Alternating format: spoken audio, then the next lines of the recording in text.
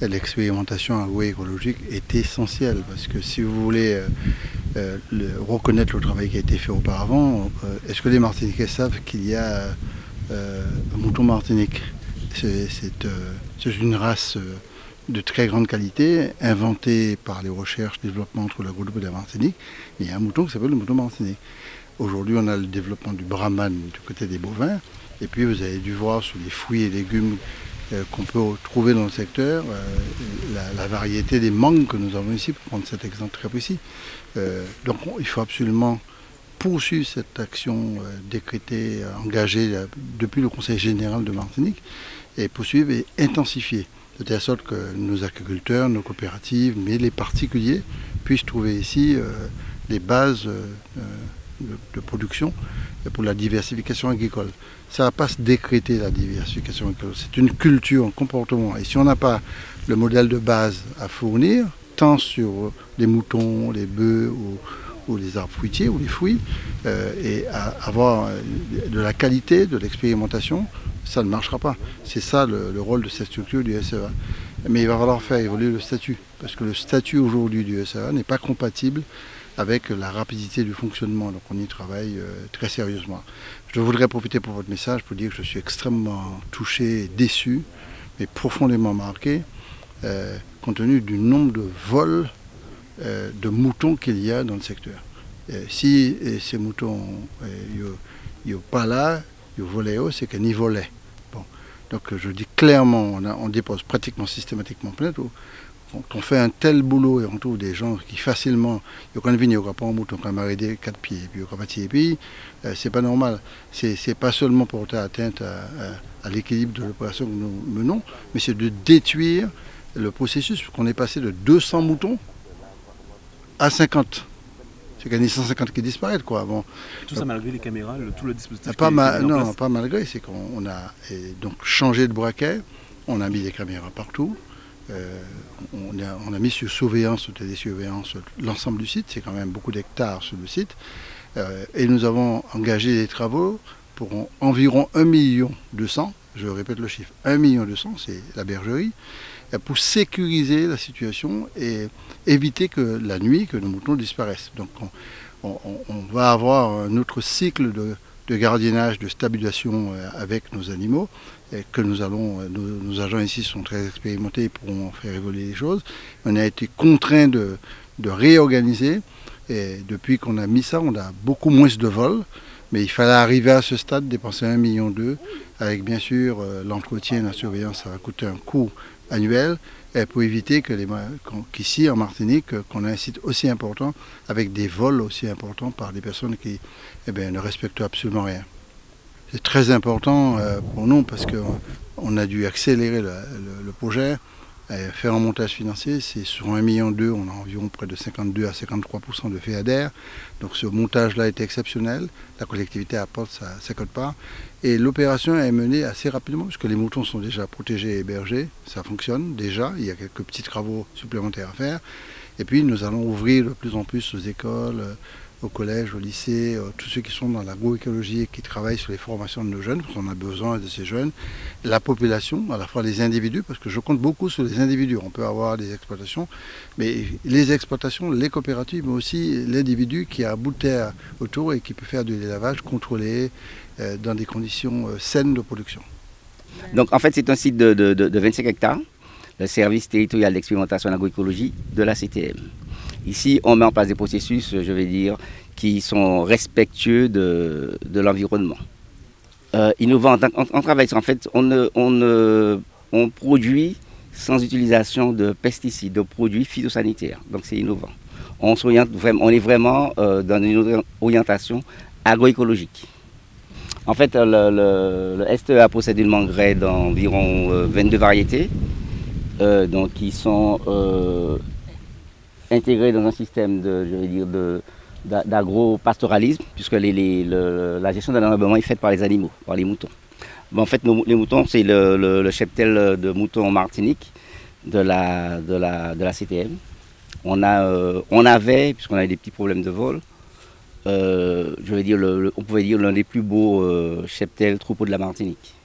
C'est le mouton Martinique, c'est un mouton rustique qui a été sélectionné, qui a été créé en Martinique. Donc qui existe pour l'instant, qui est présent en Martinique. On l'a exporté en Guyane. Il y a une souche qui a été travaillée en France. Et puis l'un des partenaires possède aussi un gros troupeau, l'INRA Guadeloupe.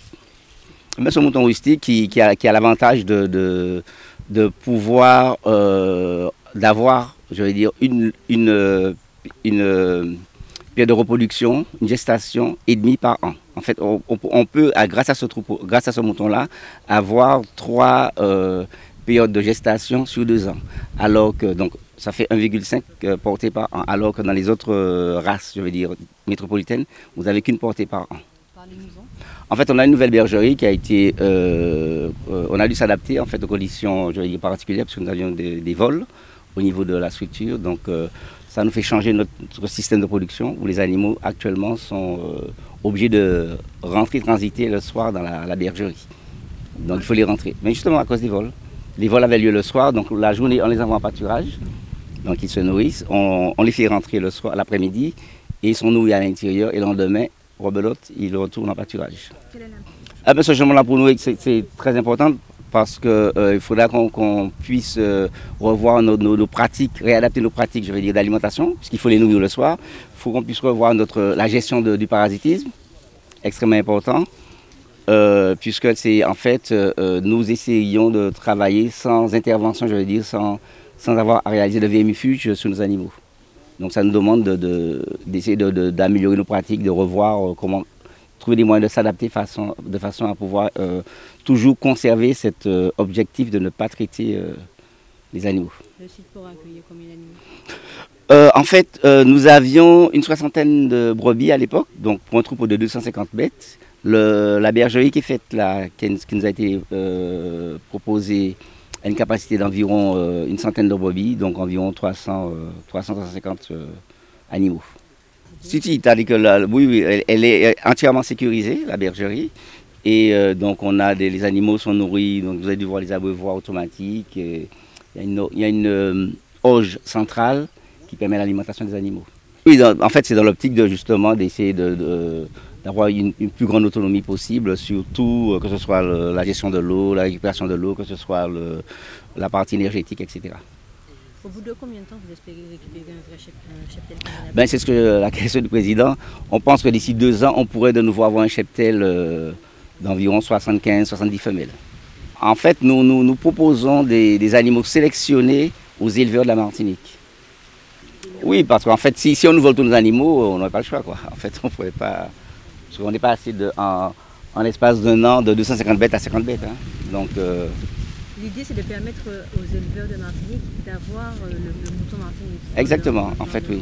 On fait partie des éleveurs sélectionneurs qui diffusent la race mouton Ovin Martinique, mouton Martinique pour les autres éleveurs de la Martinique, que ce soit les éleveurs de la Codem, de la SCACOM ou autres.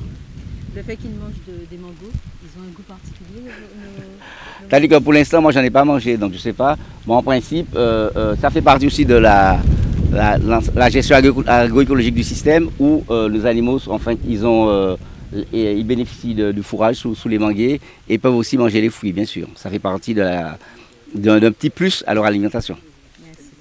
En fait, nous on est dans un système de production où on se base sur les fonctionnalités, je veux dire, de la nature, des écosystèmes. On fait en sorte qu'on n'ait pas à intervenir au niveau de que ce soit des plantes et des animaux. On essaie de voir comment, dans la nature, ces animaux-là ou ces plantes font, et on essaie de reproduire les mêmes processus, les mêmes principes. C'est pas un recul, c'est-à-dire que là, si je comprends bien, pas de purina, pas de... Exactement. C'est vraiment bio. C'est pas un recul, au contraire, je pense qu'on va vers l'avant, parce qu'en fait, on s'est rendu compte qu'avec les systèmes qu'on avait avant, on avait le doigt dans le mur. Les sols sont fatigués, on ne produit plus, etc. Bon. Donc il fallait innover, changer le système. Et on se rend compte actuellement, et plus ça va, plus il faut utiliser des produits phytosanitaires, des produits qui polluent, des produits qui tuent, etc., etc. Donc nous essayons de proposer autre chose. Oui, en fait, on a un verger diversifié Danone, on a Danone, donc tout ce qui est pomme cannelle, etc. On a un verger, où on a toutes sortes de fruits qu'on peut trouver en Martinique, en quelques échantillons. Qu'est-ce qu'on a encore? On a un jardin créole, on a une plantothèque médicinale, on a des zones d'expérimentation de culture en permaculture. Qu'est-ce qu'on pourrait dire encore? On a l'élevage de bovins qui est utilisé justement pour gérer du brahman, oui. Pour gérer l'enherbement de nos vergers, par exemple, et aussi qui est utilisé en complément des moutons, justement pour améliorer la gestion agroécologique de leurs parasites. En fait, le fait d'avoir des moutons et des bovins, ça nous permet de mieux gérer, on va dire, certains parasites, comme les vers, etc., quoi, les helmets. Dernière chose, est-ce que ce site est ouvert au public? Ça, il faudrait voir avec le président. En fait, ça reste c'est la CTM. Donc en général, on fait au mieux pour répondre aux demandes des particuliers. Mais bon, quand on a certains visiteurs, donc souvent il faut, pas dire de l'autorisation du président, mais il faut qu'ils soient informés, puisqu'en fait, on est sur un site public, il faut qu'il y ait les assurances, etc., quoi. Donc il y a toute une organisation à mettre en place pour les visites. Sachant que on travaille avec un nombre de partenaires. Et les partenaires, comme on est lié avec des conventions, donc les partenaires, que ce soit les coopératives, etc., donc c'est beaucoup plus simple, ils peuvent venir, on a simplement informé l'administration.